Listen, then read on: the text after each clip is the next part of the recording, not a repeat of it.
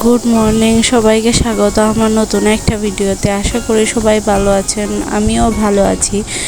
তো সেদিন অনলাইনে ভিডিও দেখতে দেখতে হঠাৎ এই ভিডিওটা আমার চোখের সামনে আসে। তো এই ভিডিওটা দেখে আমার ইচ্ছে হয়েছিল যে এই রেসিপিটা বানাই। তো এই রেসিপিটা আমার ঘরে প্রত্যেক দিনই দই পাতা হয়, তো আমার মেয়ের জন্য পাতা হয়। সেদিন একটু বেশি করেই বানিয়েছিলাম যে পরের দিন আমি এটা বানাতে পারি। তো পরের দিন বানিয়েছিলাম, এটা মোটামুটি ভালো লেগেছে খেতে।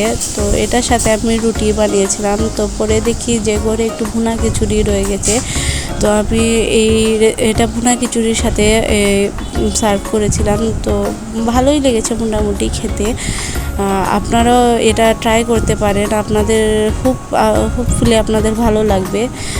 তো আপনাদের যদি ভিডিওটা ভালো লাগে তো please like, share and follow করে যাবেন।